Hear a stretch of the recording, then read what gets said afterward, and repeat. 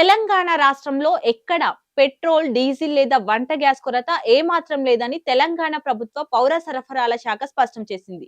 Oil రిఫైనరీల నుండి స్థానిక డిపోల వరకు ఇంధన సరఫరా యంత్రాంగం పూర్తిగా సక్రమంగా పనిచేస్తుంది. అన్ని జిల్లాల్లోని ప్రజల రోజువారీ అవసరాలను తీర్చడానికి సరిపడా ఇంధన నిల్వలు అందుబాటులో ఉన్నాయని పౌర సరఫరాల శాఖ స్పష్టం చేసింది.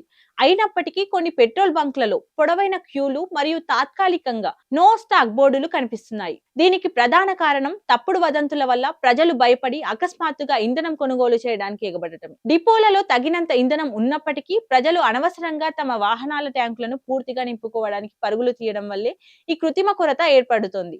అంతేకాకుండా ఆయిల్ మార్కెటింగ్ కంపెనీలు ముందస్తు చెల్లింపు విధానాల్లో చేసిన కొన్ని మార్పుల వల్ల స్థానిక డీలర్లకు చిన్నపాటి తాత్కాలిక సమస్యలు ఎదురయ్యాయి. ఇది కేవలం అంతర్గత పరిపాలన పరమైన విషయం మాత్రమే తప్ప సరఫరాలలో ఎటువంటి లోపం లేదని పౌర సరఫరాల శాఖ తెలిపింది. పరిస్థితిని చక్కదిద్ది అందరికీ సమానంగా ఇంధనం అందేలా చూడటానికి కేంద్ర, రాష్ట్ర ప్రభుత్వాలు, పెట్రోలియం సంస్థలు మరియు పోలీస్ శాఖలతో కలిసి పెట్రోల్ బంకులను నిరంతరం పర్యవేక్షిస్తున్నాయి. ఇంధనాన్ని అక్రమంగా నిల్వ చేసిన, బ్లాక్ మార్కెట్ చేసిన లేదా గృహ అవసరాలకు వాడే గ్యాస్ సిలిండర్లు వాణిజ్య అవసరాలకు అక్రమంగా మళ్లించిన వారిపై కఠిన చర్యలు తీసుకుంటామని పౌర సరఫరాల శాఖ తెలిపింది. ప్రజలందరూ ప్రశాంతంగా ఉండాలని, భయాందోళనలతో అనవసరంగా ఇంధనాన్ని కొనుగోలు చేయొద్దని ప్రభుత్వం కోరుతుంది. దయచేసి ప్రభుత్వ అధికారిక ప్రకటనలను మాత్రమే నమ్మండి. సోషల్ మీడియాలో వచ్చి తప్పుడు వదంతులు నమ్మొద్దు మరియు వాటిని ఇతరులకు పంపొద్దు.